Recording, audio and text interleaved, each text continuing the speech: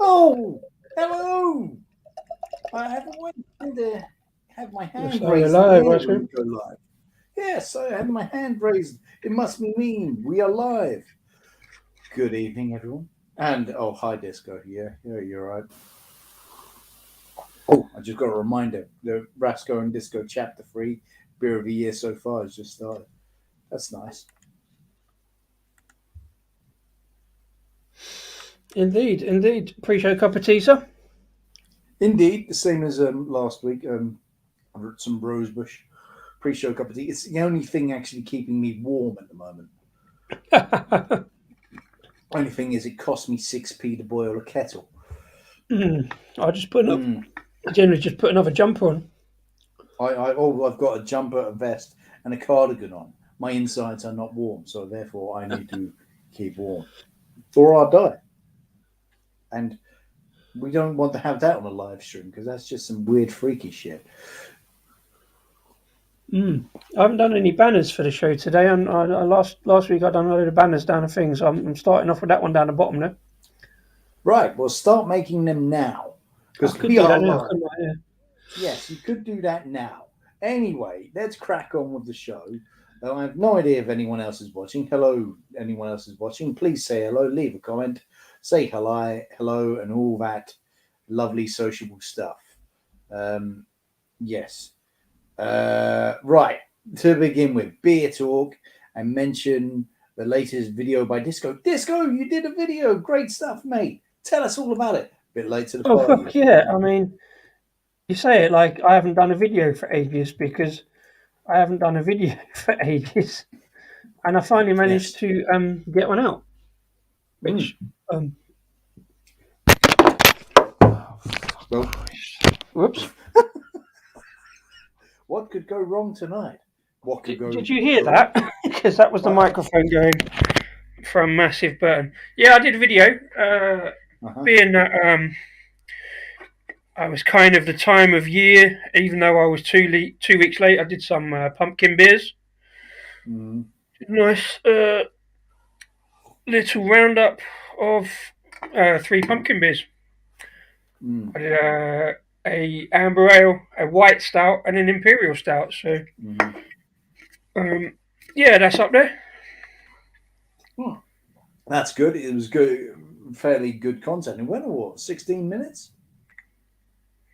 Yeah, because I tried to keep it as short as possible for each of them. Um, Mm-hmm. but I kept it short. They were all nice. I smashed them out in a little session, called it Smashing Pumpkins. Um, That's I good. actually really enjoyed them. They sat really nicely all together as a little set of beers. That's good. Which was your favourite? I think probably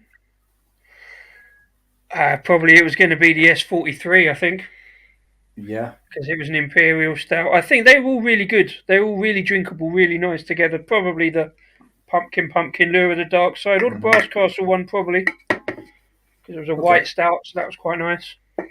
Yeah, yeah. But Evening, that's Rick. but Thanks for popping in. Friend Sunset. Hello. hello. Thanks for coming and saying hello. Hello. If you're drinking anything, please let us know in the comments. S43 was a good Christmas drink. There you Yeah. go. Yeah. That's interesting you say that.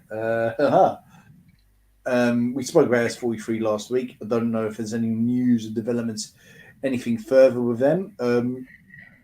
I would like to say also, I haven't released a video. I haven't got time to release a video. I filmed two, and I'm not going to be able to release them anytime soon because I am flat out busy. So please take care of yourself, your own mental health, because I have had one shocker of a week, which has almost left me in tears. So, which, Right. thanks to London Black, actually made me feel a lot better. I'll more on that later. Um, and yeah, there's that. So, um, also in the news, Asahi closing Dark Star Brewery. Not quite though. Well, not as such. No, well, they're not closing the brand. They're calling it a brand, and they're moving it up to Meantime Brewery in Greenwich because it's all part of the same group. Asahi owning, Meantime and Fuller's. Hmm. Fuller's who own Dark Star. I think They're Dark Star kind closing. of fought their way to stay on down in Sussex, but They did. apparently they're moving. Like Hophead has been brewed in elsewhere for some time, so Yeah, it's been brewed in the Fuller's Ground in West London, hmm. um, and they're not closing. Dark Star's closing one of its places. I can't remember. It's up north, Well, I it's the think. main brewery down in Sussex. Really? Sadly, never been to. I nearly got an order out of them last year because they do the creme brulee beer, which is amazing on cask. Haven't seen this. I saw the cans in Waitrose a couple of years back, but nothing too much since. I actually had a Dark Star beer last week. I put it up on the review. Mm-hmm. I talked about it last week. I had it on live on the show last week. Funny enough, the Funny enough. Nordland Tropical Kvik Yes. IPA. That was quite nice. Fairly fruity tropical business going on. Good. Good. Good. Mm. So look, it's no real surprise. I think Sahar.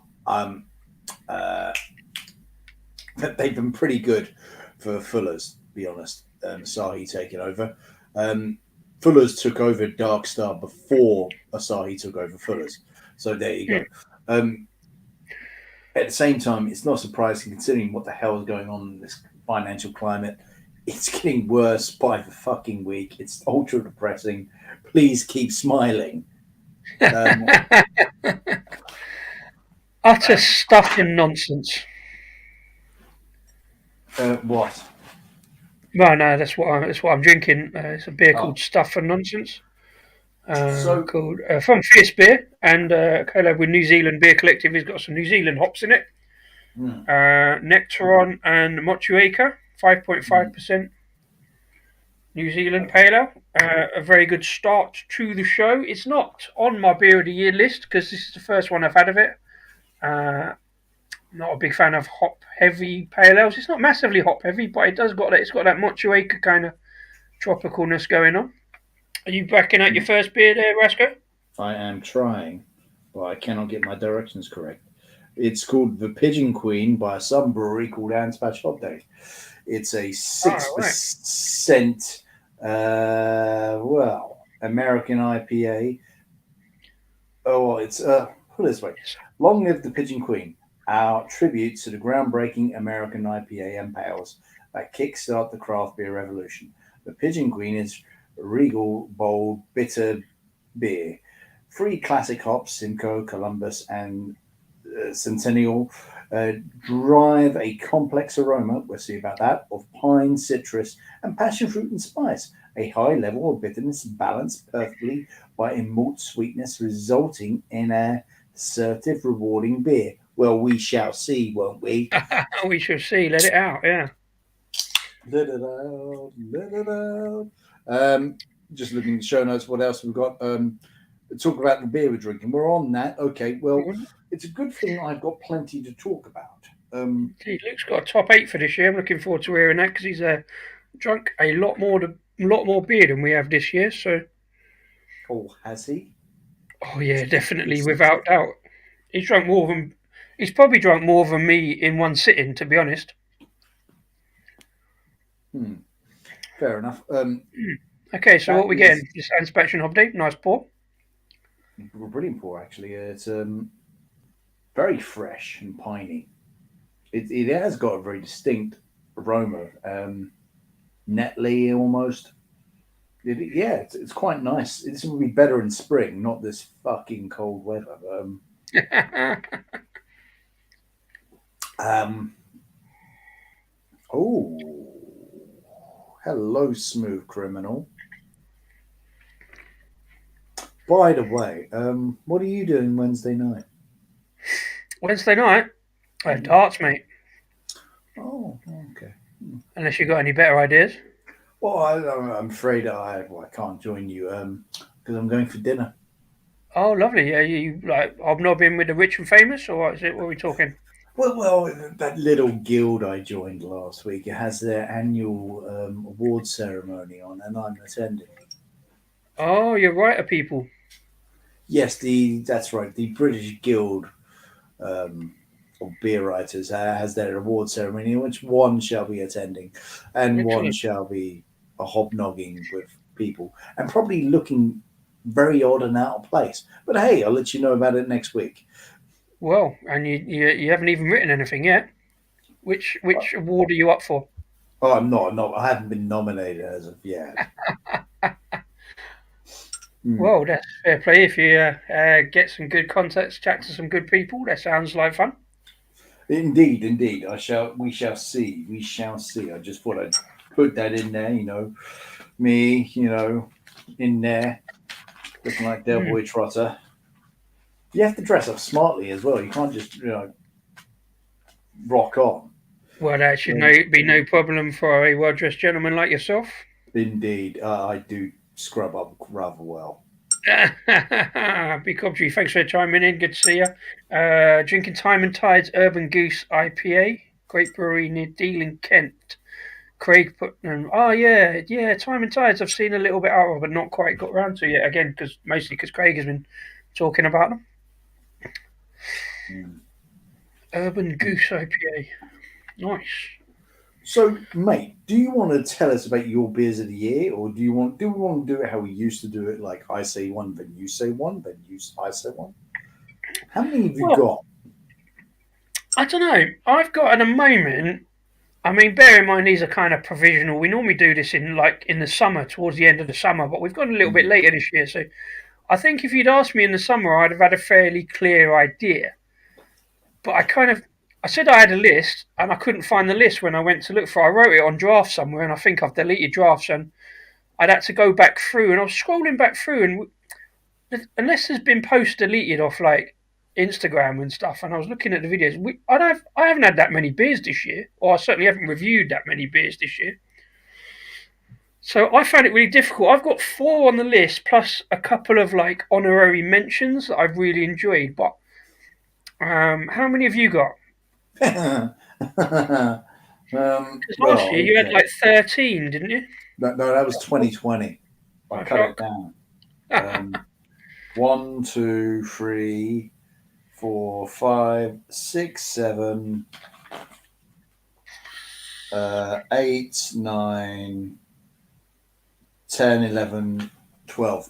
And I think, yeah, 13 again.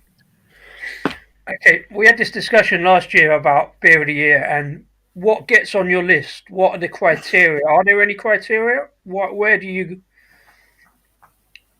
What Well, makes beer of the year for you? the beer of the year really is anything that really just challenges you Hmm. and really just pushes you to that next level. And if I'm honest, it actually gets harder and harder, Yeah. um, not easier and easier. I do have some honourable mentions. There's also Brewery of the Year, Mm. um, which I've got my nominations for that. And if there was ever a year not to be nominated for Brewery of the Year, this would be the year from me because it is just painfully hard. And I'll reveal the criteria which I'm going through on that, which has caused a little bit of stir in Croydon, but no worries about it.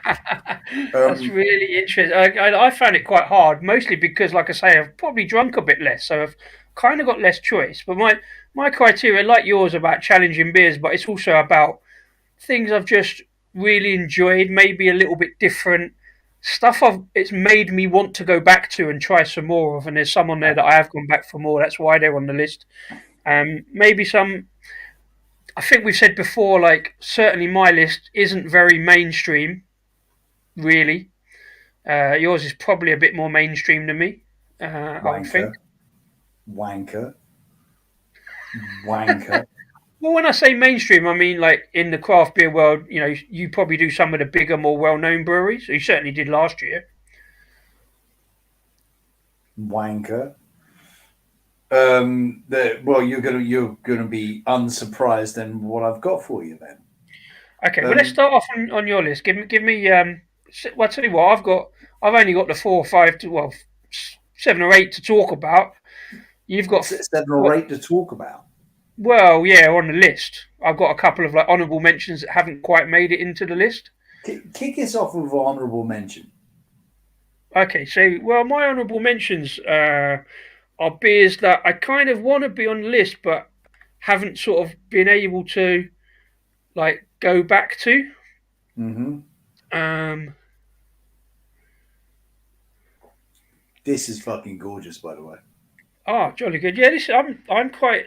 Uh, ever since a couple of months back up at Perivale, when I was lucky enough to put my nose into the fermenter that had very pale in it, which does have Motueka, I've sort of been kind of warming because I don't really do hops that much, but Motueka hops, and that's what this one is, and it's quite a nice smell, quite a nice aroma, and not a bad taste. So I quite enjoy this one.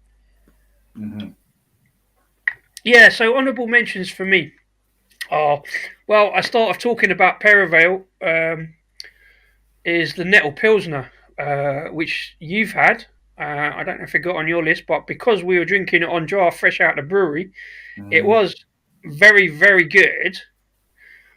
But because it was down to two Perivale beers to put in the actual nominations, and I chose a different one. I'll come on to that in a minute. Um, Again, it could change. I don't think we'll have any more Nettle Pilsner this year. It is a little bit seasonal, but it was very, very good. I think you'll agree. You probably enjoyed that when we was up there. I did very much. Yeah. I'm also going to an honourable mention that I was a bit surprised about was last week. Was this beer last week, Ninkazi? I really enjoyed drinking that on the show last week. It had again slightly unusual flavour. It's a bit saisony, a lot of fruit flavour going on.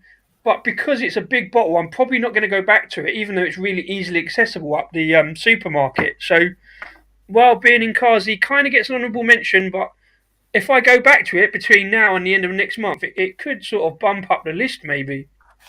Mm. And the other one I'm putting on the list as an honourable mention is this little number here. I've seen a lot of people review it. I haven't actually put out a review of it yet, but it's the Vocation Chocolate Mint uh, Bourbon Barrel Aged Stout Monstrosity that's found in Tesco's at £4 a bottle, even though it's 3.30, £4 a bottle. That's 12%. Now, I had one the other week and it was really, really, really good. And I had one last night and I'm like, oh, I don't know so much. I'm not, it's maybe a bit too much on the alcohol. Depends when you drink it, really. Maybe I drank it too quick. I don't know. Can I just Uh, say that's a bit mainstream what you just had there? Bit mainstream there. well, this is true. Maybe that's why it gets on the honourable mentions list, you know? When I Mm. say, yeah, I think what I'm saying when I say mainstream is like, you're not going to find on my list a Verdant, a Daya, a Track. Everybody else will go on about. That's not to say they're not good breweries. They just don't kind of quite quite resonate with me enough, you know. You're saying that because they're hype breweries. Yeah, a little bit. And I'd probably put Polly's on that list, although I have done some Polly's. I did do Polly's last year. But Mm. it's more sort of just banging out mega hopped kind of pale ales and stuff. Is it Uh, now? so I don't really get. I mean, if I'm on Trembling Madness, I might like Beak. Beak I haven't done. I've got a Beak beer in there, a boxcar collab with Beak that I picked up from Trembling Madness just because it looked alright, you know. But yeah, so more mainstream, bigger kind of cooperatives don't really get on my list. How big are they though? Honestly, you've got to honestly check yourself on what you say Well, there because I don't think they're that big, and big aren't big. no, The big I are mean only. big, not necessarily in like volume or, but it's sort of they're quite well thought of. They're big in terms of their big news. They're kind of Mm. they bring out big hoppy beers, and a lot of people are talking about them. You know. Ooh, I think this hoppiness, mate. I think you got a bit of a thing for it, and I'm about to smash it in half. Well, I am going to smash it in half tonight and see what. Because I don't agree with you about the whole hoppy thing, particularly Verdun. Oh God, Verdun aren't on the list. Spoiler alert. Fair Um, enough. Well, it's like Luke says, they're like the ones on his list are kind of the memorable ones. And that's the same for me, but it's just a different sort of memorable, different criteria. Me and Vasco are never going to agree on probably, it'd be very rare to have the same beer on the list for me and Vasco. I don't know. yes. Here's one for you. Right, this is honourable mention. Um, just go through your WhatsApp messages and see what was said about this because it's a little controversial. Stone Brewing, and it's something it cannot be pronounced. It's XOCAVEXA, a Mexican hot chocolate Imperial Stout at 81%. And the notes I've got is fucking great, sweet, almost like a soft drink. And you said it was due some sort of brewery controversy there. Well, it was fucking great. Doesn't almost made beer of the year. Had it in the Waterloo tap on my trip to Kermode. Right. Mm. But so yeah, if you scroll through that. Anyway, shall I kick through my beer of the lists? Beer of the year list Mm-hmm. There's a because controversial note here from Shark. Disco's beer of the year is any beer besides IPAs. Well, hold that thought a second. Hold that thought. Go on, carry on, it, Masco. no, it's any beer or brewery with a marketing department. Let's face it. It really isn't. It doesn't really work like that. Okay, in at number one, and this is in no particular order as I can see. I had to scroll through quite a few WhatsApp messages because I did not, again, for the second year running, I did not keep good notes of this. But I've scrounged it about. Howling Hops, New Old London at 4.8% at the Hope in one of their beer festivals in April time. Mm, Um, Now, let me bring up some other notes I've got about. Here it is. This is not a high percentage porter. It is malty. It is like in a hug. It's got smooth depth and roastness. It was an absolute delight. And because it's at 4.8%, you could, in theory, have a fair bit of it. But it depends how it hits you. Alcohol is a bit weird like that. Some things don't hit you as well as others. This was fantastic, and yes, it was when I went through this list today. I went that yes this. Um, it was a pleasure to do because it brought back a lot of happy memories. Because the year is long, and I mm. consume a fair bit of beer, or probably going to be consuming less beer if I'm perfectly honest. In at number two, the first beer of the year that I nominated, but this is in no real good order. Had this in January time at the Waterloo Tap is a collab beer between two mainstream breweries, Redemption and the Colonel Victoria Mild at 6%. How mainstream is that for you, huh? Yes, because Colonel doesn't really feature on my. I just never get round to Colonel. That's what I mean. Well, mainstream is probably the wrong word. Hype.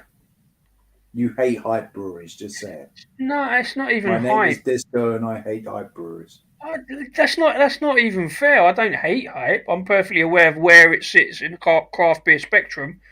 I just don't get dragged in by it. And again, a lot of those beers. I mean, even any of those breweries I mentioned, your Dares and your Verdants, they all do beers that I like to drink, porters and stouts.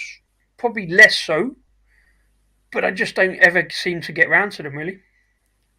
I love mild. I want more mild. I'm a little surprised more milds aren't on this list. To Mm, tell you the truth, this is the only mild on the list. This mm, is absolutely fucking gorgeous, and I keep meaning to get more of it because it's made by two giants of beer. I don't care if how what size their company are, how much hype they've got. If you deliver, I'll drink it and I'll be the judge. And I am judging this to be worthy of beer of the year. I could not get enough of it down my lips. It was so good. I tell you what, this could be the one that takes the glory. mm. It gives off an aroma of chocolate. It is comforting. It is perfect for this shitty, well, it's cold weather we're now having. I won't say shitty, but it's not exactly pleasant. And that is that. The next one. We're getting through this way too quickly, by the way. So talk more, can you? It's fine. Please. It's fine. What I Give should me have a done, bit. what I meant to do, is if we'd done this properly, I would be flashing some examples of the beers up or the reviews that we did on the screen about now, because I think we've worked out we can do that now. But maybe that'll be for next year as the show evolves. or not when we do the final show.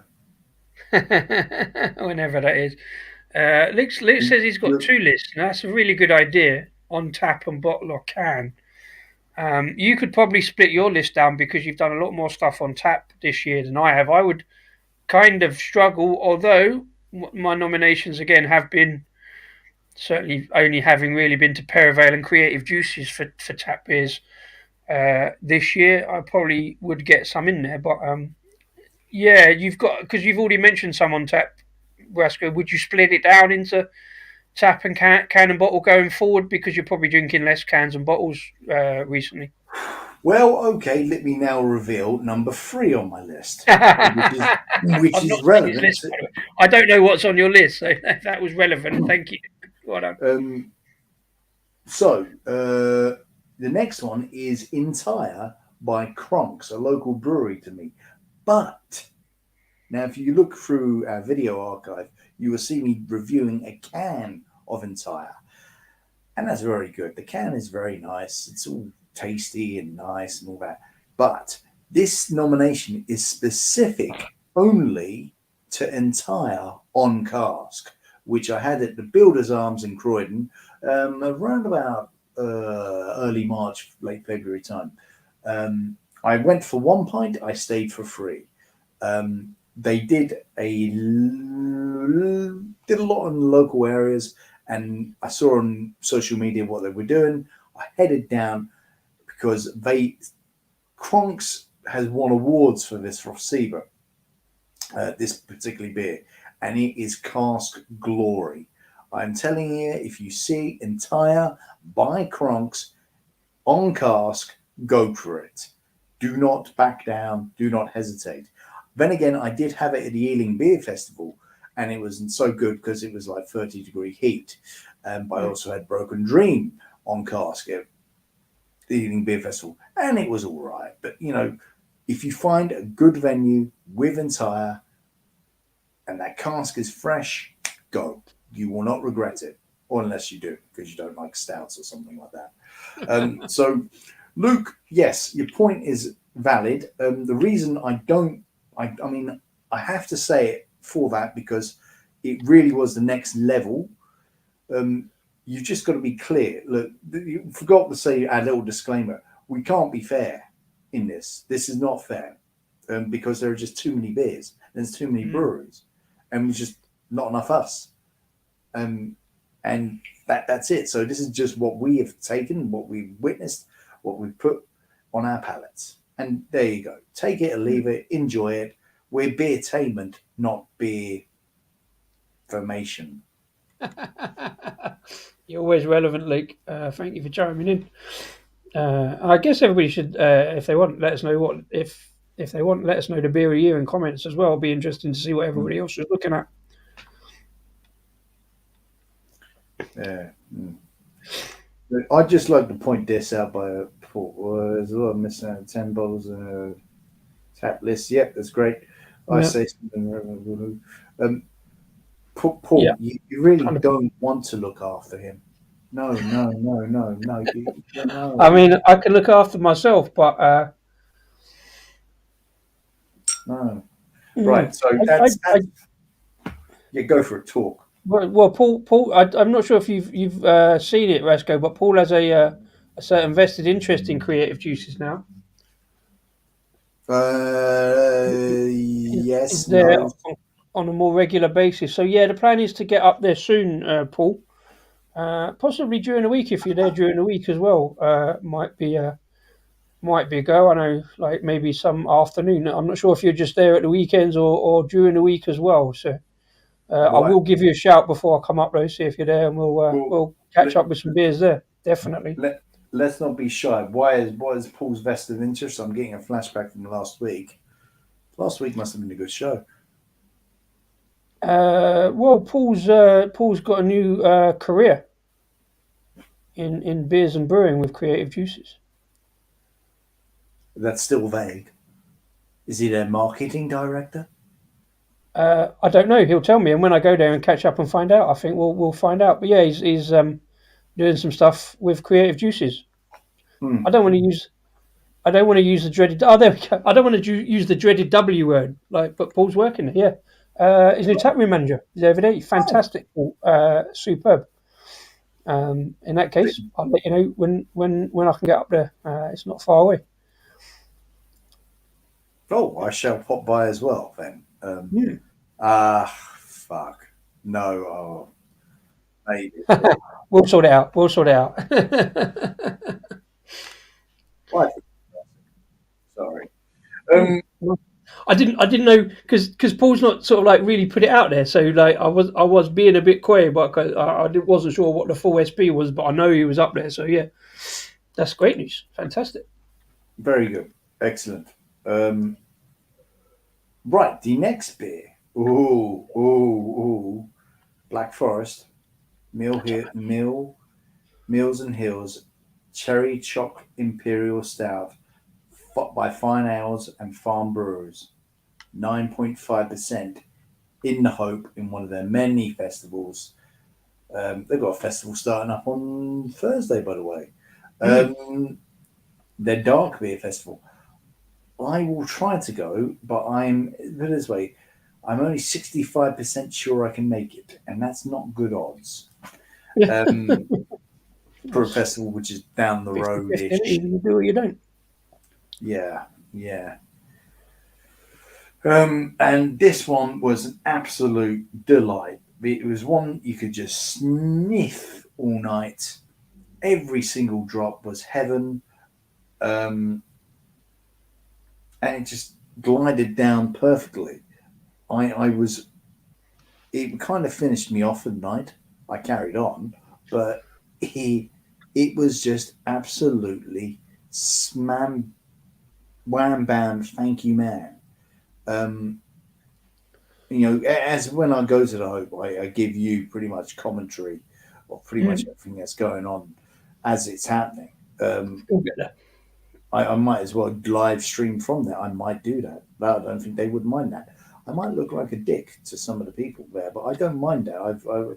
I have issues left over from school, so being a dick is almost like a full time job. Um, and yeah, it is absolutely delicious, rich in chocolate. The cherry is abundant and it's boozy. That's Nice. very nice. Oh God, yeah. Have you got a beer? You talk about beer now. Oh, I'm just going to go and get me next beer because I ridiculously forgot to get them out of the bloody thing. So Oh, that's a keep bit silly. going down your list. I'll talk about this for a little bit because this fine specimen of a beer. It's getting a bit more hoppy bitterness as it goes down. And we're now here, and I did do a second pour into the glass. It is delish. It is very refreshing and very thirst quenching, which honestly I'm not sure you would usually get with a 6% of which it is. But there you go. That is the miracle, the gift that is Handspatch Hop Day. I don't know how they do it. They're gods. I'm actually I'm hoping to get an interview with them. But I've been hoping to get an interview with a few people, but sorry, life is slowing me down, and I must apologize to you, the fans of Rascal Disco. I'm being an absolute chauvinistic, I'm not chauvinistic, egotistical ass right now. But hey, it's 10 o'clock on our show, and you don't Well, come here for hear about actual beer, right? You come well, here. maybe now Paul's on your list for an interview because now he's in the industry. He's an industry folk. We've already had Paul. We had Paul back. Well, this is true, yeah, but in his new guys.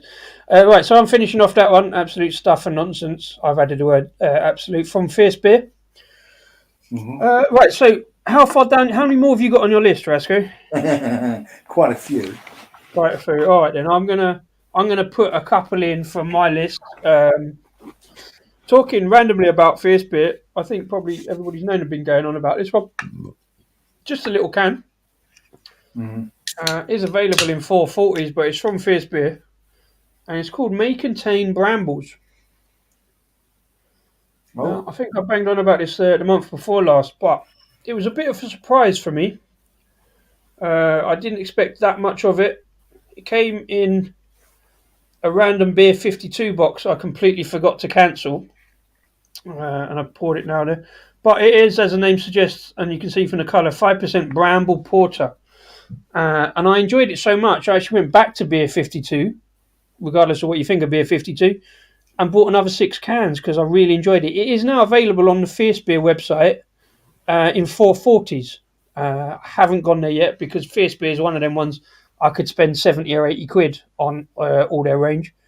So I haven't pulled the trigger on that yet, but it's definitely in the list because it's a beer I really enjoyed and I've gone back to. A little bit more lively that one because it's been sitting there a little bit. This one wasn't out of the fridge, but nice fizzy frothy head, quite a nice dark porter. Little bit of fruit on the aroma, definitely gets the blackberry kind of flavour going. The odd thing about this one, Masco, it's definitely a porter. It's got that kind of richness, biscuitiness, but it's got a touch of sour note from the bramble, from the fruit. And Wow. that was what kind of surprised me. So it's kind of a sour porter. They don't call it a sour porter. I'm not even sure a sour porter is a thing. I've had a couple of sour stouts, but this is a sour porter. But it's that kind of more tart fruit. It's not out and out sour. It's just that kind of tart fruit note, that just that gives you a little ping of tartness. It's really nice. It's pretty refreshing. I don't always call porters refreshing. I just call them really drinkable beers. But this one's got that fruit note, fruit flavors running through it. I'm not going to go into too much more because I could talk probably too much about it. But I really enjoyed this one. I got some more. So this is my first nomination for beer of the year because I just really enjoyed it and it's something a bit different. Fair enough. I'm not going to argue with you. Disagree. First of all, I think that's a bit mainstream, fierce beer, and Well, second of all, I've always found porter quite refreshing, to be honest. Not because it has fruit in it; it's just that the maltness I find soothing, and it is quite just yeah glides me down and relaxes me a fair bit. Unlike some hoppy beers, which are a palate cleanser, and yeah. that's where the refreshment comes from. But the maltness, I know, is just I find so smoothing and relaxing. So fair play, fair play to you in your mainstream beer. Um,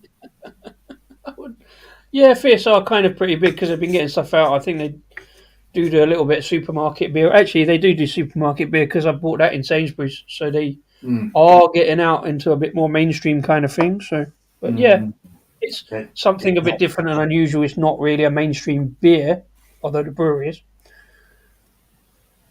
They're not. Um, how like well no this is sorry this is how funny it is. Well, I was doing my notes in this. I had to take my kid to a birthday party today in this mad place called Kids Space, where it's like 3 floors of activities and kids just run around. I found a quietish corner and I just started writing through notes and I've put Howling Hop's New London at 4.8%, but that's at the top of the page as well. So yeah, I've kind of gone back on myself and scrolling through my notes many times. But so the next one, this one I Yeah, we almost might. and Yeah. maybe should offer you an apology for. Whoa, hold on. I get that in writing. Happy Christmas 2019. That's a bit of a so I'm catching up. Right. It's Brew by Numbers, another mainstream brewery, teamed up with Bimber 64 Imperial Stouts, 11%. And guess what? This is the thing. I had this on tap in the hope 4 months before we did a review of it live on YouTube. Well, yeah, but that's because that was the second iteration of it. Because I Oh, already had a can of it sitting in the stash for a year. mm, mm.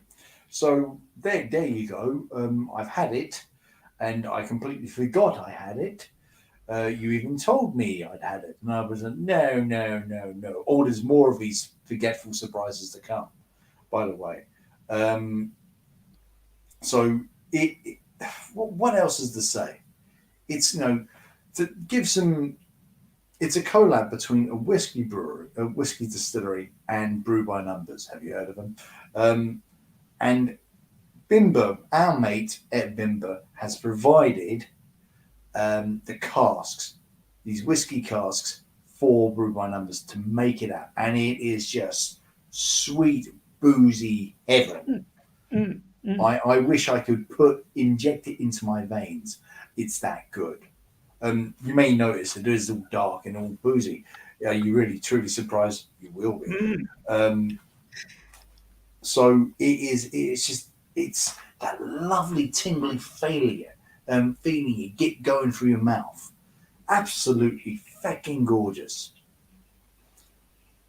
And yeah, I found that quite relaxing because the booziness, the high alcohol percentage, is just it takes the pressure off me, Mm. and I Mm. sit back and relax. My mum goes to me, "How can you drink that high percentage beer?" It's like, well, how can you drink your red wine, which is the same percentage?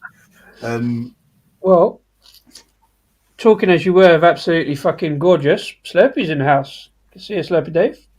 Welcome back Hello, to YouTube again. hey, Slurpee, I love you, Good stuff. pal. I love your comments, mate. Keep them coming. They keep me going, pal. I love it. Mm. If I ever leave London, which I'm highly likely not to do, I'll come see you.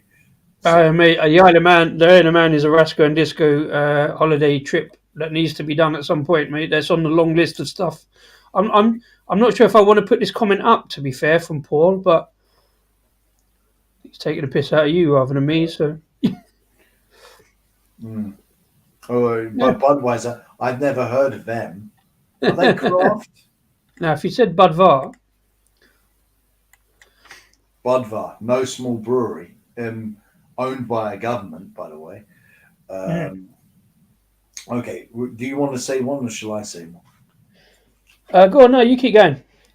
Oh, well, now we're deviating a bit. Oh, okay. So, in the beginning of spring, I had some Vault City lemonade sour at 4.2%. And I mean, it was lemonade. If you put a lemonade, a naturally made lemonade, not some supermarket thing, um, like a properly squeezed, decent lemonade, and you put that, you would struggle to tell the difference. It was bang on, fucking gorgeous, perfect at the time of year.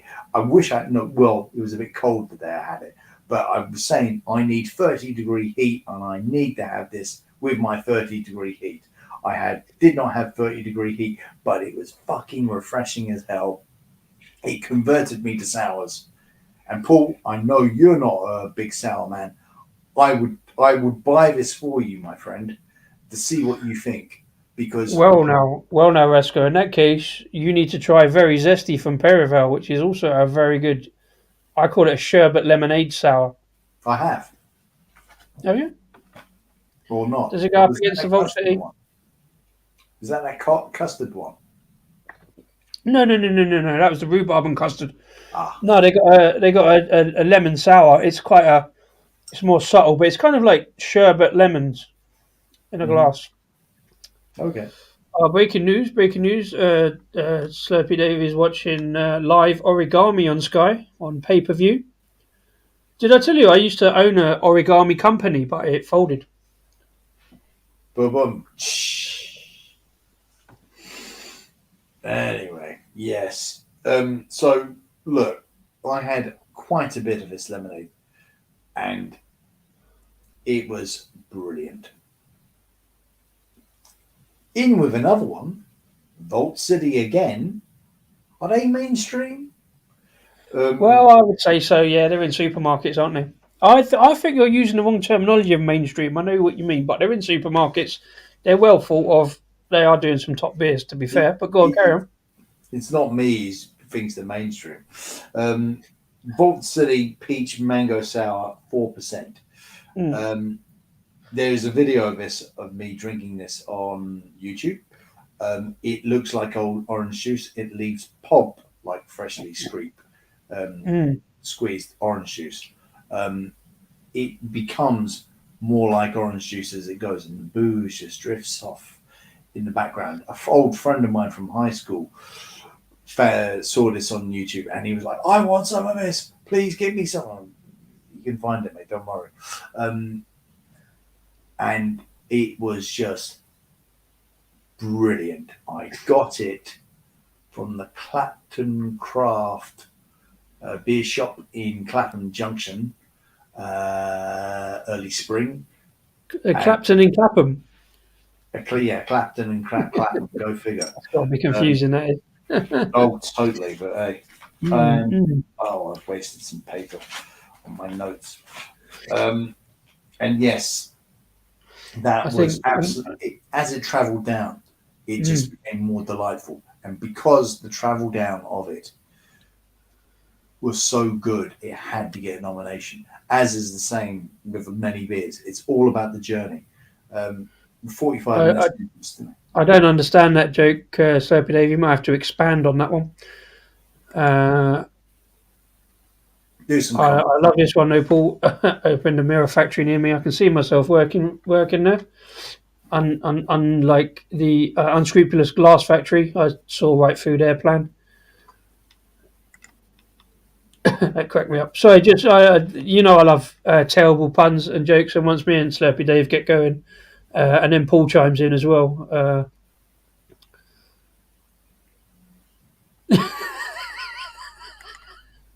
let you read that one out, Rasco. I am not. There you go. Slurpy, me and you're going to fall out. He's not that old yet, Slurpy.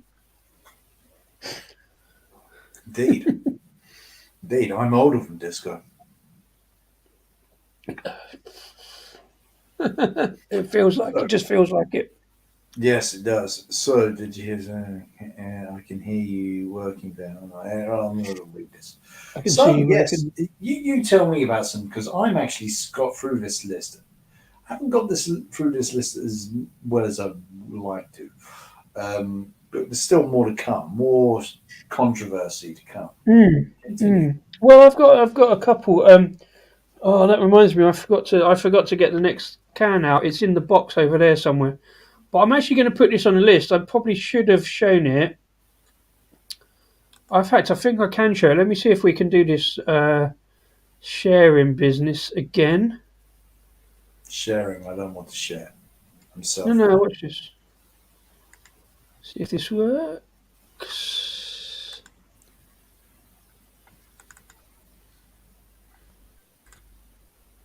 Oh, there we go. Oh God. Yeah, so that's my next one on the list. Again, funny you should talk about mainstream, because I'm putting a slightly mainstream beer in that it's from the supermarket. I picked this one up at Waitrose.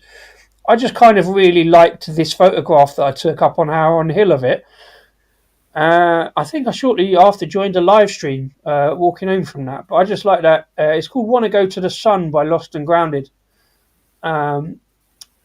It's a pale ale. It is slightly hoppy, but it's got a good kind of fruity, balanced grapefruit kind of note. And I've put it on the list because I kind of went back to it because it was so easily available at Waitrose at the end of my road. I had quite a few cans of this over the summer. I didn't obviously always post about it. I did with this one, as you can see there. Yeah. That was it. This was the longest day of the year, so that was the last. That was quite late in the evening on the longest day of the year in June. An almost perfect thirst quencher in the evening heat as the sun went down. An excellent balance of flavours, noticeable citra content. I'm not sure that was the case. I think it was just the grapefruit. So the grapefruit peeking through, but not overpowering, among a balance of fruitiness and easy drinking refreshment. So good it didn't last long in a glass and happily sneaked in a second before the sun finally disappeared. I'm not sure there was citra. I think I just got grapefruit from it, but I just really enjoyed it.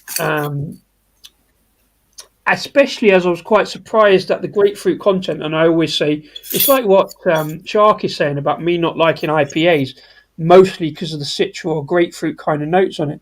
That first one I had earlier with the Mochueka, is a slightly better kind of citrus, kind of grapefruity note, Mhm. um, as opposed to something that has citra in it.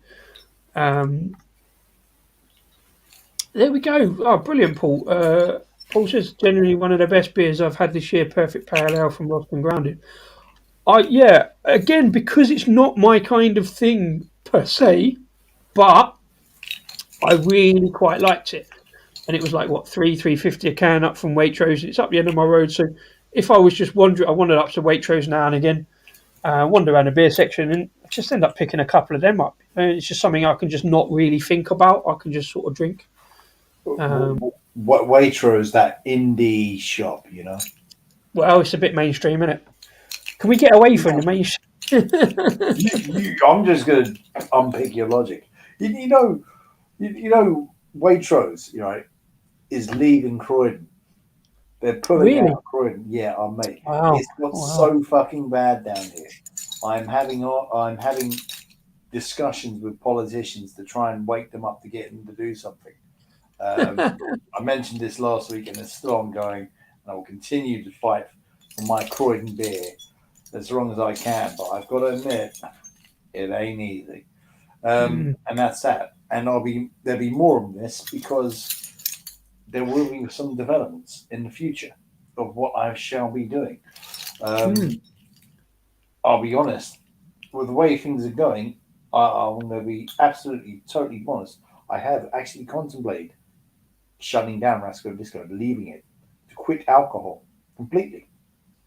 Honestly, well, well, having been off of part of being off of not doing a YouTube video for a while, I sort of like I'm just enjoying everybody else's content. I'm still there on the lives and stuff like that, but yeah, I'm not far behind you on that. But we've obviously always pushed on and persevered. To be fair, mm, and I think we should carry on. To be fair, we shall see.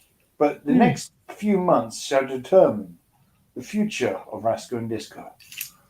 indeed. Well, Um, I think I always like when we get to this time of year and you start thinking maybe about that, and you think, well, push on. You know, we got to do the brewery of the year and beer of the year stuff. So see what happens in January. I haven't done.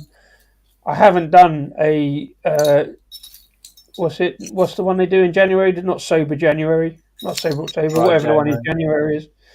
But I've always got too many beers in the stash to do that. So So, as I was saying before you cut me off there, my friend, sorry, um, Buff. I so the next few months shall determine whether I stay or shall I go.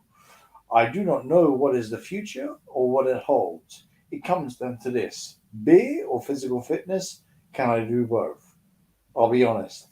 It's that. It's just like that. And so, moving on, I feel like nuking myself now. So, a year ago, I rushed out to the art and craft and bought some bottles like this by Loki and Imperial. And there's my favorite Star Wars character, Emperor Palpatine, or simply known as the Emperor. And this is the one I didn't want to keep, but ended up keeping because I wanted to age one, but I accidentally opened the barley wine. So it's called Toss a Coin to Your Witch. The chocolate Tonka and P PB and PJ's Imperial Stout in a Jack Daniels barrel. It was aged in a Jack Daniels barrel. There you go. Jack Daniels, not whiskey, it's bourbon. Is throw. I haven't had Jack Daniels in ages. I mean, there was this off license where I used to live. Used to sell a special charcoal Jack Daniels. It was delicious. It didn't last long in my house, but there you go. I won't buy it because it wasn't cheap. It wasn't cheap when things were cheaper.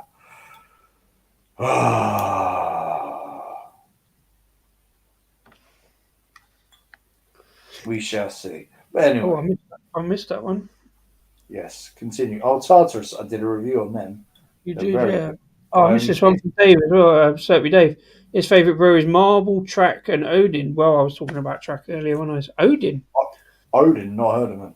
No, that's a new one. Oh no, I've seen the review. I've seen the review. I I had some track when I came out of London Craft Beer Festival, and I had a curry with Jagman and Kent Beer Review, and I had some. Ah, yes, that famous night.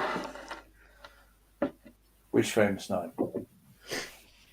What a famous night of you and having the curry that night that was well documented and well talked about afterwards. Was it? Yes. I didn't On know. live streams, it was a very popular Oh, night. that's good. I You wasn't. received many good comments about taking them to a good curry and a good bar. Oh, yeah. Well, no, I didn't take them. I didn't go to a bar with them. I just. Well, no, I did go to a bar with them. Some Paul was there. It was old Irish pub. The best thing going was Guinness, and it wasn't the greatest Guinness. Um, yeah, but we went to this curry, and I had some track with me, and it was there was one sour and one fruity thing. I can't remember what it was. Absolutely fucking gorgeous. Complemented the curry so well. Really, really good curry as well. Um, I shall now open this delight with my Mm. official camera bottle opener.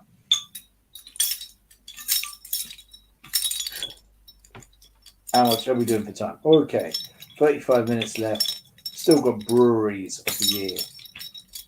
By the way, I do send out certificates for this, and I met Paloma Island when I was at the London Craft Beer Festival, and they Yeah. thanked me for the certificate I sent out to them. And they said I had it on their wall. I said, "Okay, can I come visit you and do a video and see that?" And they went, "Yeah." So we'll see.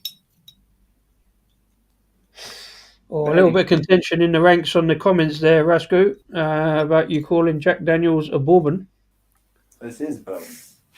Well, apparently it's a sour mash whiskey. That translates as bourbon. I'm sure they got bourbon. I don't know. I wouldn't. I don't really drink Jack Daniels. I wear their t-shirts because they were free. But yeah, I don't really know enough about it. But I'm sure they got bourbon on their adverts. They've definitely got the word sour mash. So I wouldn't argue with Mersey Beers or Paul on that fact. To be honest with you, we Orange should probably juice stick into a to mango. beers rather than talking about whiskey too much. No, they're a bourbon because they're not aged. They're just distilled. They're not aged in long enough to be a whiskey. So sorry, fellas. Well, I'm with Luke. Bourbon's a biscuit for me, to be honest. But you I can see, talk about you don't. always You have this problem with disagreeing with people. I have no issue with disagreeing with people. Sorry, fellas. Love I you, don't Luke. agree with that, Rasco. But there's only one person you choose to disagree on this. Oh, this smells lovely. Oh, fucking hell. Okay, okay. This could be aroma of the year here. Actually, it won't be. Well, that's a whole different ball game, that isn't it? Aroma does filter into beer of the year, and that was for one of the cherry chocolate thing by Ferns Hill. Oh my god, this just smells of Jack Daniel's sweetness and with chocolate. Uh oh. Uh oh. Oh dear. Beer of the year could be opening up. Watch out, I think Rasco is having a moment. Yes. Do you, do you need some alone time, Rasco, with that beer? Do you Yes, need I more feeling? do. Yes, I need some alone time. My microphone's bigger than yours. Hello, hello. Well, I don't think it's even I don't working. think my microphone does that Paul Beer review sexy voice thing, does it? Rasco needs some alone time with the beer. We'll be back in a minute. Check That's not. out That's this not. interlude. That's not a sexy voice. You hold it back a bit, and I've got to No, check because which mic I'm Paul's actually. got Hello, a much better microphone and a deeper voice, so hello, he does hello, that hello. Which sexy mic am voice. I actually using? Beer and bath, blah blah blah. Anyway, so yeah, on with the next one. It's called version 4, and I'm not going to say who it's by. I'm going to let people guess. It's by. It's not called version 4. It's called V4. It's a Pils Brecht lager. I did a video on it. It's delicious. It was a little sweet and incredibly refreshing. I sat down to it and I was like so happy to be drinking this. I almost gave it away to a friend. I went back and got more from my local fresh foods. I still have more. This Brecht V4 done by some mainstream brewery. And this mainstream brewery, its name is well, in Hindi their name translates as light. That's an indication who they are. Hmm. Right now, who is this guy? Go on. Daya. Yeah. Oh yeah. It was just delightful. And There, like, so there you go. There you go about going back for more. Time for an honourable mention. yeah. Now I've wrestled with this one a fair bit. Okay. There is a video of this, of me drinking this. It's, if you don't mind me saying, it's actually probably got the best thumbnail I've ever done as well. It's by Siren, another mainstream brewery, and it's the Anti-Dawn, an export Indian porter, Okay. dry porter, and it is brilliant. I had got it from the Art and Craft. I kept buying the cans, and this afternoon, when I looked through my notes, it turns out I actually had it on tap at the fucking Hope back in April. And the wrestling match, I mean, I was telling Emily, who was the manager at the Art and Craft, by the way, happy birthday, Big Phil. That was in the show notes, which I've completely forgotten. Yep. Happy birthday, Big Phil. Talking about the art and craft. Yep, indeed. Happy birthday, mate. I hope Palace are doing all right. And I was saying I was saying I would love to try Anti-Dawn on tap. It turns out I already have. So, because of that and my shitty memory and stuff, I'm not. But who knows? It might make it into the beer of the year list. And if I find that beer on cask, who knows what could happen? I've had it on can and I've had it on keg. We shall see. But it is that much of a near miss. That much. I'm still wrestling. I might even change my mind. Who knows? They're not brewing it at the moment. My sources tell me. Yeah. You'd love Anti-Dawn. It did look interesting. It did look good. But I guess it's too mainstream for you. Siren? No. Oh, really? Siren? Well, yeah. To be fair, I haven't been back to. I've got loads of Siren boxes over in the corner there. That 2020, I thought Siren was just going to get me through lockdown, and I did get a lot of stuff off them, but I haven't really been back to them so much. Although I picked one or two up in the supermarkets. I got their Nitro Stout in. I tried to do a video, and I need to do another one. The Nitro Broken Dream. So that would be good. But to me, Broken Dream is best served on cask. Actually, I have. true. I might have had the Nitro. Rarely we agree on that. I think Rasco. I Cask for Broken think Dream. I've had Nitro Broken Dream at GBBF.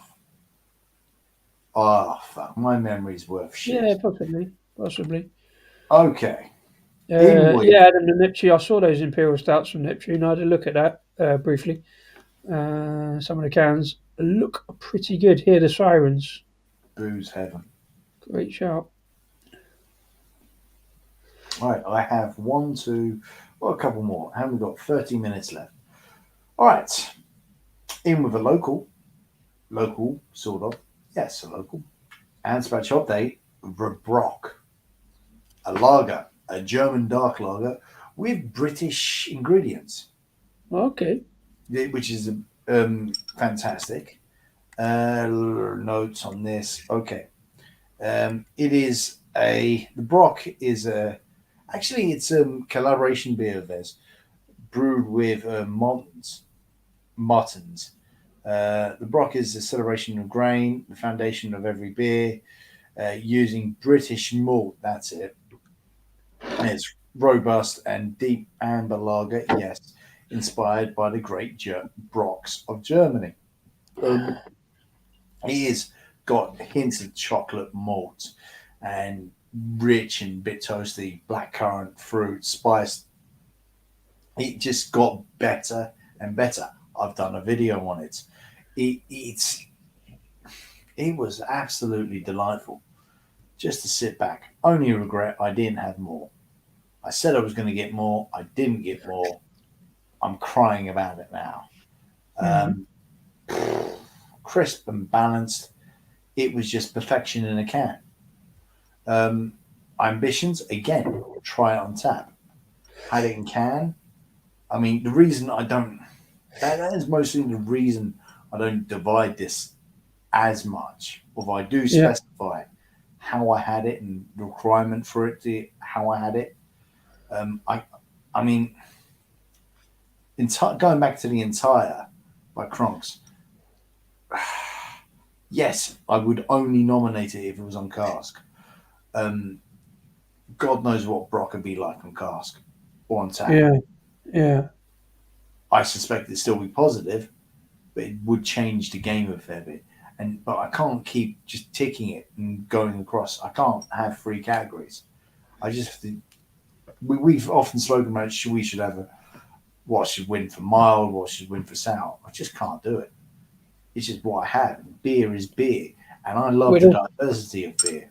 Yeah, it would also make the show too long. That too. We'd also have to become experts in this, and fuck that. That's gonna go down on Wednesday. Go down well on Wednesday. Are you an expert in beer? No. Nope. Nope. Don't use the word expert on Wednesday, Rasco. So that's my nomination. May contain brambles and fierce beer. Oh, Excellent. good. Bramble. Have you got any more nominations? Because I only got. I've got one to slip in. I've got a couple to slip in. I've got another beer to open that's on the list, and I'm going to drink it as well. But my other nomination is again a bit strange, maybe. Again, because I did a video on it, and I bought a whole bunch of them because they were available. I just got a whole box of 12 of them because I had 12 of them. I went back to them a lot, so I really enjoyed it. Again, bit of a strange one perhaps, but it's this one from a brewery called Nutticum down in Somerset. They are basically what used to be a brewery called I've forgotten the name of the brewery. But anyway, they've taken over a brewery out of administration down there. And they brewed this one in collaboration with one of my favourite bands, who I go on about quite a lot, probably a little bit too much, called the Bastard Sons of Valdunican, who are a comedy band from Barnsley in Yorkshire. But because they played at festivals down in Watchet in Somerset, this new brewery brought out a beer in collab with them called Dunicans. I did a video on YouTube, just did a chat with the lead singer Scott Dunican of Bastard Sons of Valdunican and the guy from Simon from the brewery, and we just had a really nice beer. It is, it's quite a low ABV beer. It's a very sessionable beer. If you're at a festival and stuff like that, nice little label, closer little view. It's a pale summer ale, and again, it's got that kind of refreshing, kind of fruity, tropical notes. Really smashable. So I'm putting it on the list because I really enjoyed it, and it's a beer I'd go back to. They've only got this on the website at the moment, but I would go back and buy this, and I'm keeping an eye out, seeing what else they've got on. The brewery I'm thinking of is Cotley Brewery, who went into admin, mostly because obviously during lockdown and stuff, they lost a massive load of contracts, but they were bought out by a guy with the surname, he called it Nutticum, and he went back there. I just really enjoyed them beers.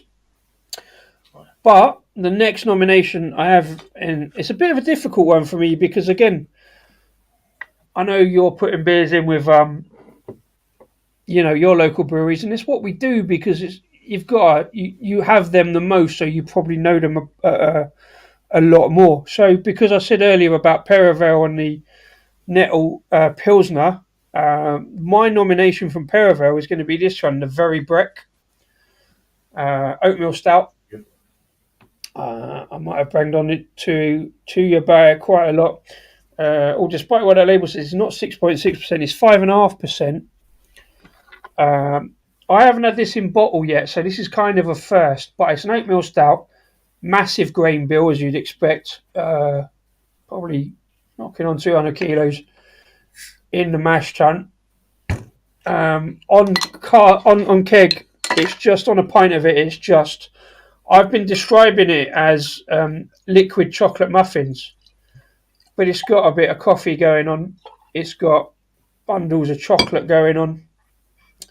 A big cakey mouthfeel. I've got 2 bottles because I want a pint of it. This version, pretty fresh. It was only bottled at the beginning of the month.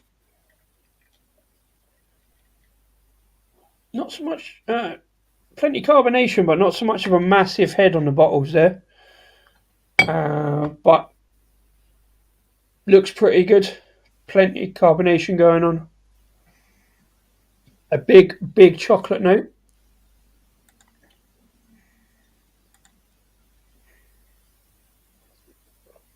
I know. You just blocked something I was about to make a point out of. Oh, sorry. I just do that automatically because it's really annoying. We had the first spammer with offering us sex. Ah. Or not. I just automatically ban that kind of stuff. Like it's because modding on other people's channels, kind of thing. But yeah, not so much on the bottle with that cakey goodness. I used to use the hashtag chocolatey goodness quite a lot, but there's a big chocolate flavour coming through. Again, this is one I'd probably nominate more because of all the pints of it I've had on tap, all the keg of it. But again, it's my local brewery. It's served fresh out the brewery. I really enjoy that. Good. So that's my 4th nomination. Very Brick Oatmeal Stout from Perivale Brewery, my local brewery. And not mainstream brewery. It's definitely very much not the mainstream, no. No. Paul, seeing as I think creative juices are aware of Perivale, I think. Yeah. Because when I met creative juices at Brew London, both times they spoke of them. That said, so what's Paul saying in this conversation? There's definitely a reciprocal thing. If Paul ever gets a chance to come over to Perivale, it's kind of a little bit further on. But we'll meet up there for a beer and further in. Check out some pints of oatmeal stout and some, or whatever they've got on, because they've got their regular stuff. They've got the pale ale. I love Perivale for their pale ale because their pale ale is called Very Pale from Perivale. It's one of my favourite beer names, of course. So I like that tomato beer they did. Which one, sorry? The tomato beer. Oh, well, bear with us, because that got brewed. It got rebrewed like the week before last, a tomato sour. Mm. So if you're up and about, Rasco, on the 10th of December, it's the next tap day. I think the tomato sour will be available. No, not available for the next 2 years. Yeah, that's the way it is.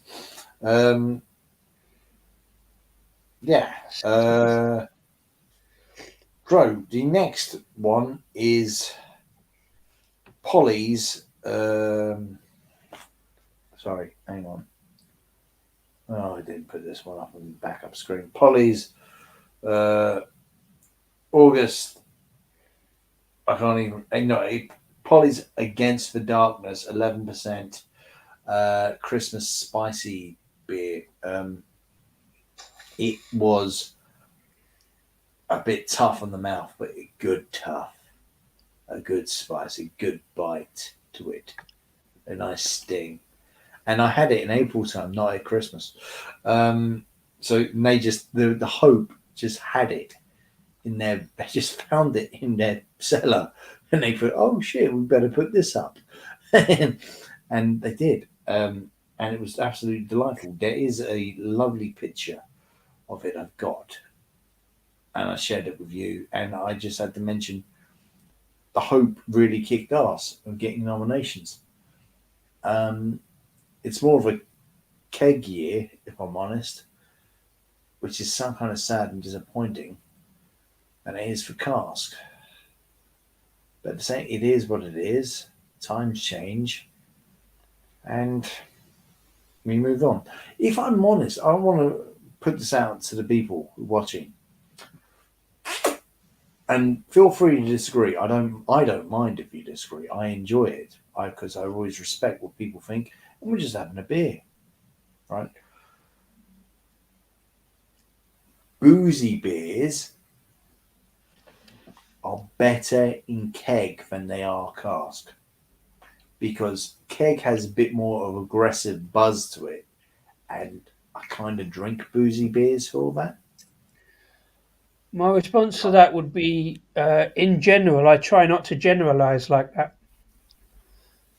I'm not. I'm just examining the taste and my pattern But of behavior. I will happily try and hopefully check out more high ABV boozy beers on cask just to check that fact, whether that's a fact or not, I can't find many, but when I in the do, interest of research. Well, talking about that is the cask, the cask version of a beer that we're going to talk about a bit later. Mhm. Uh, from Lord's Brewing, 12% Imperial Stout. Disco Made Me Do It is going in cask as well as Oh, bottle. oh yeah, it's going to be on cask. Apparently, he's putting it in casks. Yeah, against his better Hey, judgment, of course. But fuck. Oh, fuck. anyway, that's a problem for another day. Um, I'm obviously going to talk about the disco's disco beer of the year, but Oh that's a god. very short segment. Is it? Is it a nomination or award? Oh, nominations at this stage only. To be fair, Yeah, because we'll do the reward either just before the end of December or right, literally at the start of January. I don't want this yeah, carrying on. yeah, we'll talk about the timings a little bit later. But I think that means that will definitely be able to fit in that category. Yep, Whether it challenges a Beer of the Year award as well, I don't know. We had this discussion last year about whether my Disco's Disco Beer of the Year would also, and last year it did. It did challenge my Beer of the Year nominations, but it good. also swept the board on Disco. But do you remember what your Beer of the Year was last year, Rasco? Yeah, it was Pomero Island. That's true. Sour, wasn't it? Yeah, and they also got Brewery of the Year. Yeah, yeah, that was a big double call. Mm. I split mine up last year. My Beer of the Year last year was Wild Weather's Cake Batter Swing, Hmm. Dark Cherry and Vanilla Dark Lager. Okay. And I Yeah. really want to try that beer again. Okay. Mersey's asking who's going to Huddersfield. Let's see. So, yeah. Okay. The Yeah, next one. yeah, that's a logistical exercise to be discussed offline. Yeah. Um. So Well, breweries. whilst we're talking about them, Mersey, sorry, Rascal, I missed this comment from Mersey. I don't know if you highlighted it. Adam, your beer of the year is still Sarah Hughes Ruby Mild. That's a hell of a left field shout, if I may say so, in terms of all the beer that you've drunk this year. I can see the six-way tie for second, but I have not had Sarah Hughes Ruby Mild in a long, long time. But I well recognise and know that name. Fantastic. That's a great shout. Sorry, Rasco, Um. floor is yours. Have you got any breweries of the year? Because I've got a couple. But I just say this. No, I've got a segment. Go ahead, talk. Have I got any brewery of the year? Hmm. No. No. Controversially, I mean, I've got loads of breweries that, again, I've looked at it since we talked about doing this, and I did, like I said, probably did have some on the list, but probably because I've been drinking a bit less and I've been a little bit separated. There wasn't, I don't know, like what we did last year about. Well, my brewery of the year last year was Turning Point, just slightly ahead of Lords because of the They did a amount of beers stat. we were seeing, the interaction. But there's sort of almost less interaction this year, and a lot of less beers. So I've troubled with brewery of the year this year.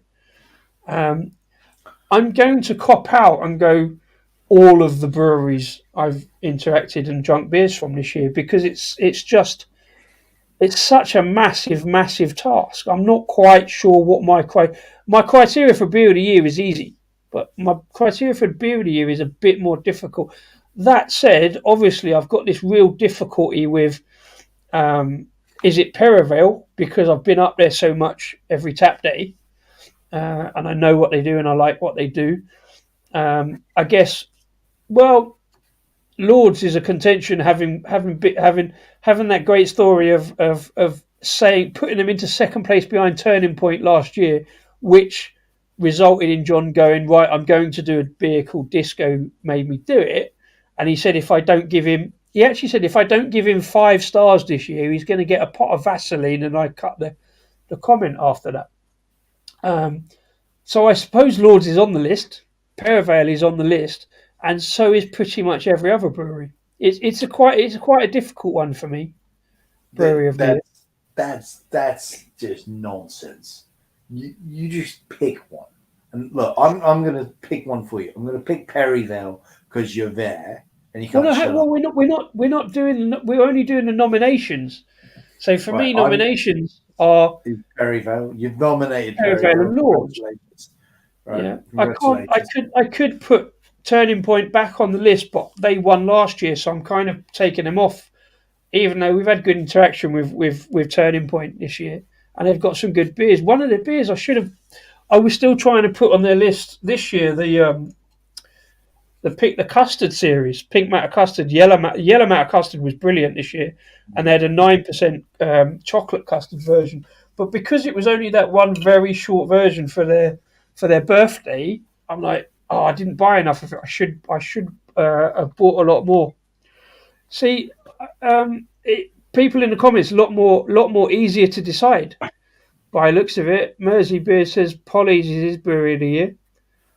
Hold one of 6 second places of beer of the year. And Paul's going with Baron. Yeah, I keep seeing Baron beers, and they all look good. But again, mostly sort of pale ales and kind of the hoppier, paler stuff that doesn't quite sit with me. That's not quite exciting enough for me. But I can see why Paul's gone with that. Well, it's not necessarily excitement, it's consistency and quality. Yeah, yeah. Okay, so you've nominated Perryvale. Congratulations. You nominated Turning Point and you've nominated Lords. Congratulations, Disco. Well done. I've That done was your a I nomination, wouldn't say Turning Point one there, but yeah, go on. so that's good. Just about the whole interaction thing. Do you not Yeah, think there's a reason for the lack of interaction? I mean, the market's changed yet again. The yeah, and the fact that I fundamental. haven't done so much. Yeah, absolutely, I I mean, agree with you. Yeah, no, it's just the interaction of like they're not. They've changed their way they're doing things, and I think the interaction is pretty good as it is. But there is certainly has changed because we're not in lockdown anymore. I mean, they're out running around, making things happen, and trying to grab. I mean, they need to start grabbing as many customers as possible. But everyone's just stretched, and it's sad. Anyway, brewery of the year in at the first nomination for me. It's a local. It's Crunk's right. by down in Croydon. This brewery has been around for a decade. I interviewed them at the beginning of the year. I wish I had more interaction with them. I know they are reopening a new bar in Croydon soon. It is a top secret where they had their venue, but some might have figured it out, some might not have.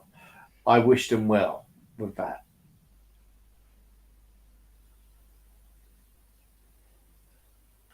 Anyway, Kronk have won an award in from SIBA for entire on-cast. They've won a few awards. They don't get enough credit for what they do. Part of Brewery of the Year for me is because the industry is in such shit. It is community interaction, and yes, interaction has changed, but there is still a lot of fair bit of going in, and it is still a challenging concept. And I encourage breweries to interact in any way possible with their locals. Kronks does that. They're big supporters of Crystal Palace down here, a local football team, but they also support Croydon FC, Yeah, yeah. and they do this thing of getting their beer behind local bars, uh, not just the hit bars, and there are one or two in Croydon, but they get them behind their bars. They're not necessarily on the beaten track. They wouldn't be one of Disco's mainstream beer breweries, but they are competitors. I really want them to go do more. I really want them to just go further and I do like more. I like Check the out. look of their lineup. I keep meaning to get an order off them, and I keep looking at it and thinking, great. But then you featured them quite heavily, so you probably know more about the beers, and you've done a lot more. But no, I love. I Absolutely, you're right. it's one of these things. Kronks, there is a big well, partly why I'm being very specific of like only saying entire has got an nomination for what he does on cask. It's that I'm trying to point out that Kronks really are very different on cask than they are on can. I mean, don't get me wrong, it's very nice on can. But there you go. It is what it is. They deserve more credit. They Mm. deserve more hype. Please, please check them out. Thank you. There's a nomination. Keep going.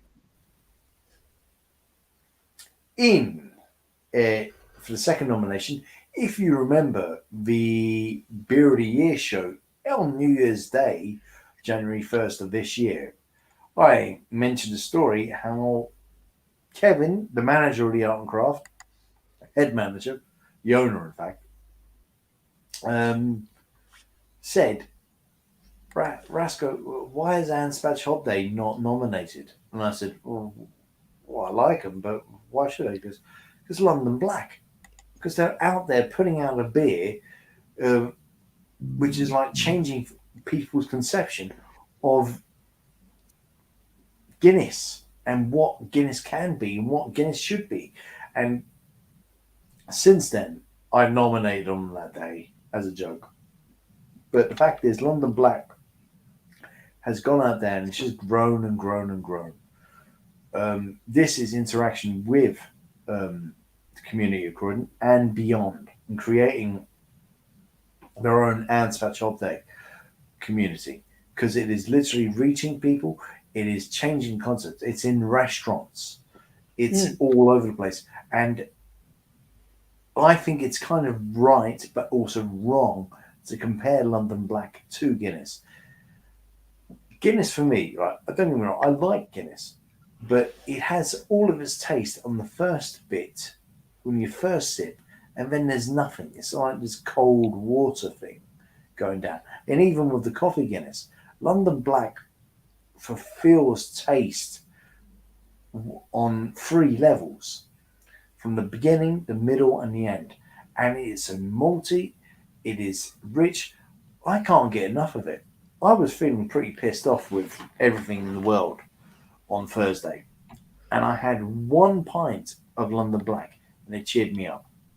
Beer is beer is largely about the moment when you drink it and how you drink it. And I was really just another thing. Oh fuck! I shouldn't say this, but fuck it. I watched this video. It's actually thank you to Beer Guinness Guru, who did a video with Anne Scratch and Update, and he had some London Black, and it's better in a pint glass than it is half. I tend to drink halves when tasting. Uh-huh. I don't with London Black. I'm all about the pints. Oh yeah, yeah, It definitely. it literally does taste more rich and more malty. And it's not Okay. that rich. It's just complementing. Uh, company. It's all what I love about Anne Spatch Holiday. What they do so well, and this is about why they've got a nomination as well. Is that everything is just subtle. It's there, but it's not like you'd say this. This is an atypical American thing. No offense, but it's like, hey, hello, this is flavor. Can you taste that hop? Can you taste that Simcoe? Hi, hello. You taste me? Hello. When I Spatch Update, it's there, and you're just like, hi, how you doing? Mm. Just Ah, uh, just a quick the comment I'd said about earlier about Baron being IPAs. By the way, yeah, I did see that mud stout. It's actually available at House of Trembling Madness as well from Baron, so that's fine. But I wanted to say, here's one for you, Rasco. Talking about Anthrax Whole Day. yes, And it says doesn't really have much as a national presence. They're extremely rare up north. Yes, yes. but apart from London Black, if you go on the Anthrax and Hob Day website, it will tell you the places that are serving London Black, and there is a fair bit up north. Like for example, I was talking to we were talking to Jim about it. There's a place in London that has Mm. London Black on, and looking at that map, I haven't seen it for a while, but there's a fair bit up north. I love that map. You know what? That little Google map doesn't just apply to London Black. It applies to several other their beers as well. You just have to select it, like the porter and everything else. Oh, But really? yeah, yeah, you can find Anspatch Hobley's beers for a certain algorithm on Google Map. I don't know how Right. they did it. They done it. I think it's on Anspecial's website, you know? Yeah. Um, so also, I've had London Black on cask. So this is Yeah. a nomination for Beer of the Year and Brewery of the Year. I can't ignore London Black. I keep going back to it. Um, I mean, I love it when you go to bars and they got a whole different new selection. But sometimes I do like familiarity, and I really. Oh, my cat is trying to eat my toes. This is so cute and annoying at the same time. Rasco, Um, keep talking. On that note, bear with me a second. Keep talking. yeah, so look, I can't ignore London Black. I love it. I am doing a video on it when I get the fucking time. I'm sorry, everyone. I am a bit. Yeah, my cat is probably trying to kill my toes now. Wait, Jojo, do you want to be on TV? Well, YouTube. Let's start with YouTube. Come on. Dad, you're probably wondering where my toes are. I'm moving them out the way now. This is so funny. Oh, put Jojo on TV. There's Jojo. He's wondering what's going on. That's my cat Jojo. He's lovely. I love him. I love him so much. He looks a bit like he's got the same colour as London Black as well. Black and white. There you go. Did we just lose ratings because I put JoJo on? Oh, whatever. Anyway, I can't ignore it. It's going to be there. This is going down very well. It's not going to make beer of the year. It's just a bit too sweet. It's lovely. I will happily have it again. Um, good on you, Alp, Loki, and Empire beer. Jack, it's just that Jack Daniels sweetness is why can't have more than two Jack Daniels when I drink it because it's just too sweet. And rich for a bourbon. Sorry, it's not whiskey. So much whiskey.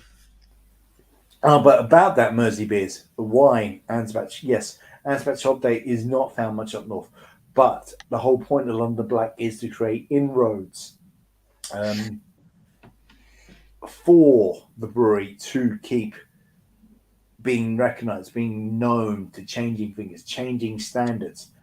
That's the whole point about London Black, changing standards. When I interviewed Jack, who Jack Hobsday, he did say, "Look, we're meant to be coming from a refining drinking culture, Mm. and they are they really are about improving people's palates, and Mm.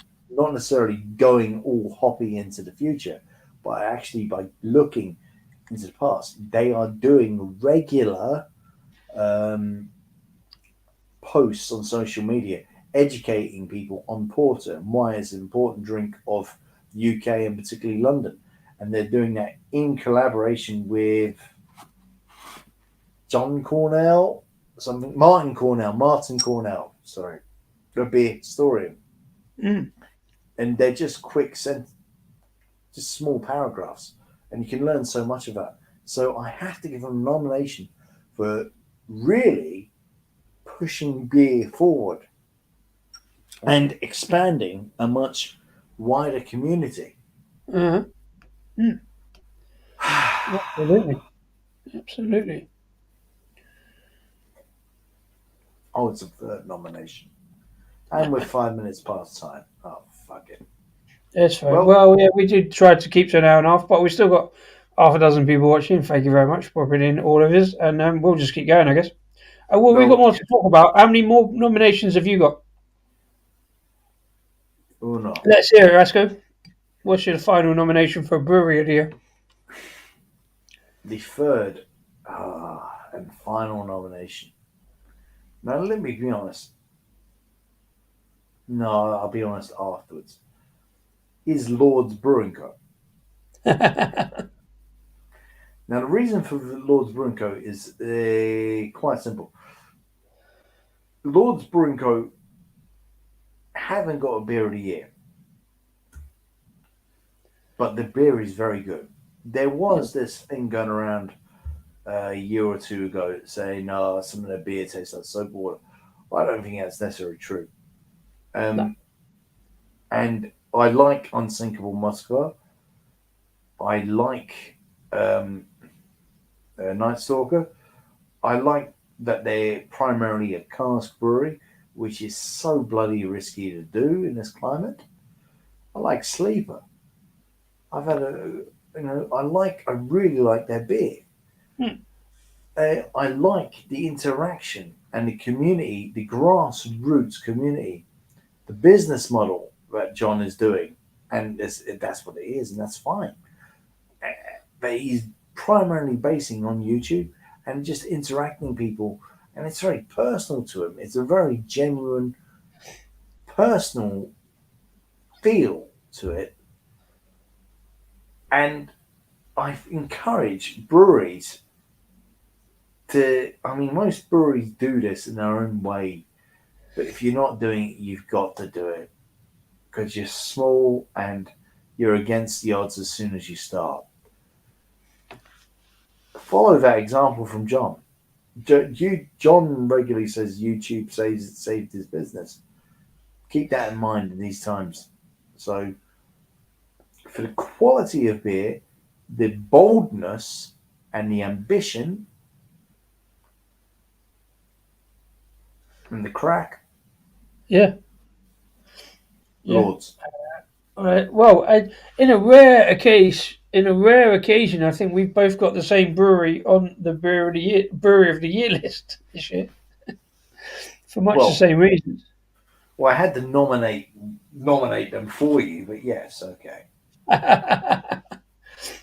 Well, do you know what I think? At the moment, I'm not going to say it, but I think I know what my winners are going to be. I won't let that sway my decision because I've still got a bunch of beers in the stash that might change my decision. I don't know. Um, I think I know where I'm at with the ones I've nominated, but I've only made that decision just now. I'm not going to say what it is, leave a little bit of suspense till next month. But how are you going to get down your? How are you going to collapse your nominations list into to getting into like a manageable to get to one? I'm gonna, if I can, I'm gonna try and find them in the short time I can. Um, but I'm just gonna review the notes I have on them. Yeah. and think about it, and I think what I kind of forgot about and what stuck in my mind the entire time. And I'll be honest, the beer from Redemption and Colonel, I had that in January. It's stuck in my mind this whole time. Yeah, Um, a few of that's the them I same did. as me with the may contain brambles. Hmm, And there there was you go. another honourable mention I was going to talk about for that, but I've moved the can because there was a peanut butter. There was a hazelnut stout that came in the same beer 52 box, but I can't get that again, so I can't put it on there. That was the one from Harbour that I was talking about last week, but I think I know how I'm going to condense them down, but a lot of things could change. Indeed, look, I'll be perfectly honest. A few more might get added onto the list. I Yeah, mean, yeah, look, exactly. I'm potentially going to a dark beer festival.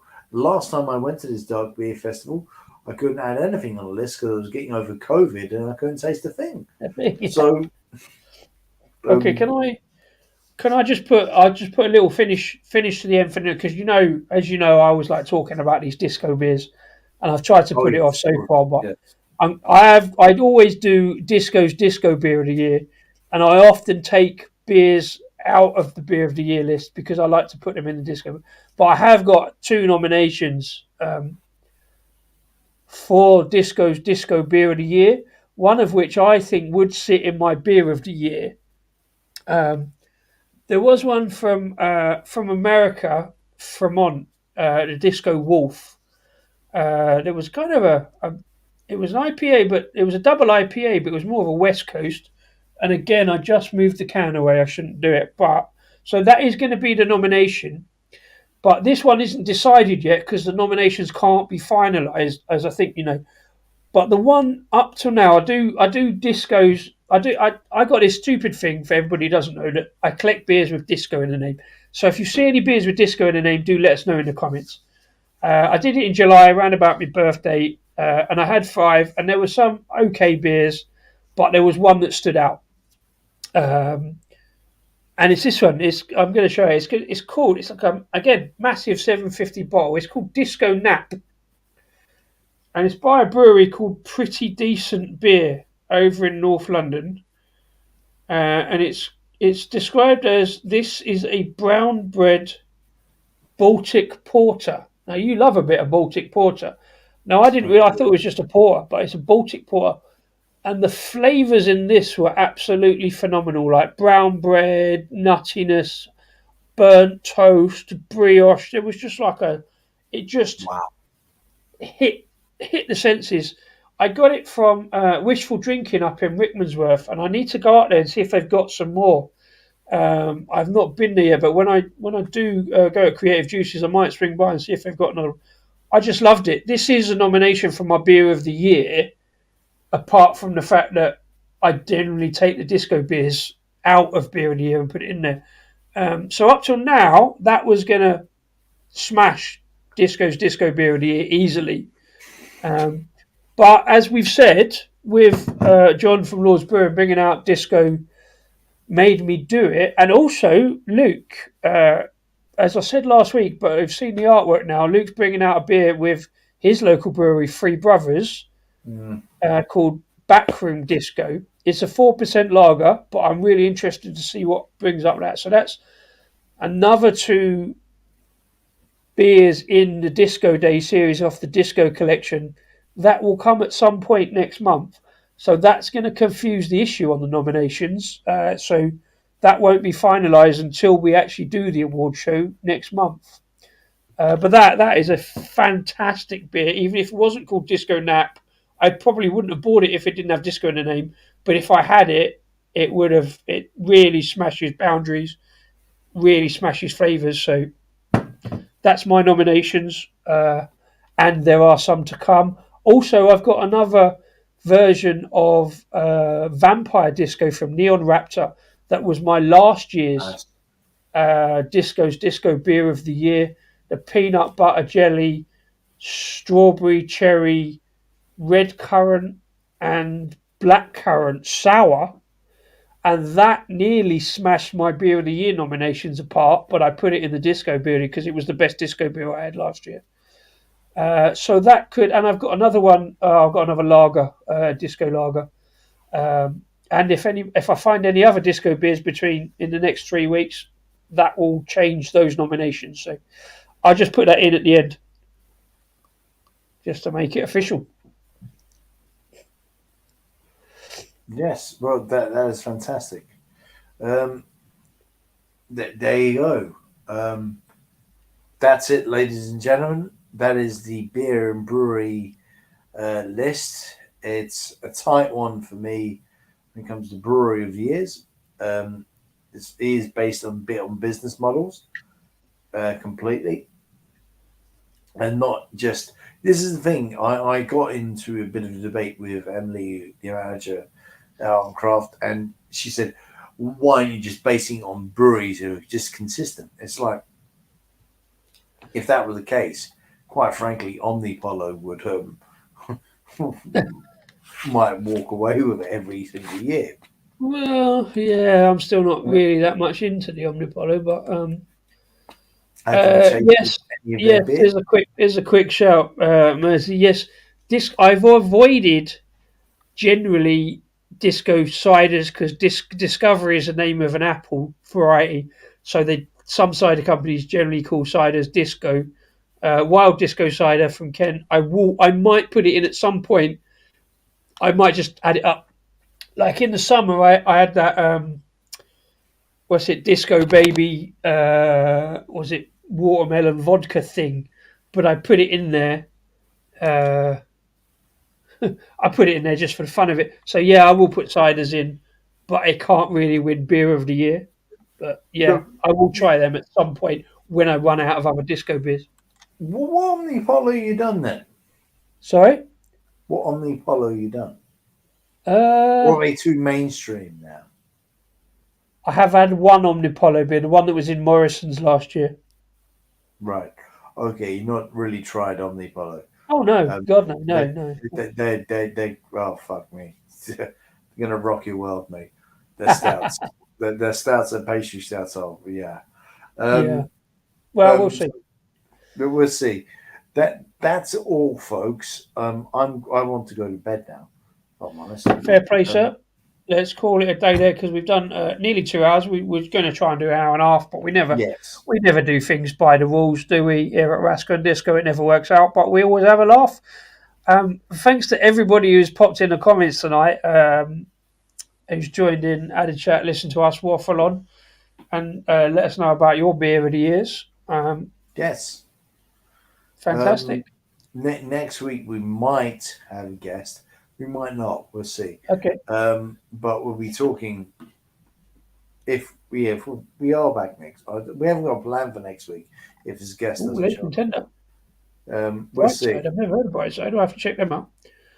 Brightside, hang on. Brightside does sound familiar for some reason. I Anyway, wish you yeah. would. Anyway, To take be fair, care. Adam's been brilliant for heads up for Disco Biz. He's kind of leading contender for letting me know about stuff. So yeah, we shall check that out as well.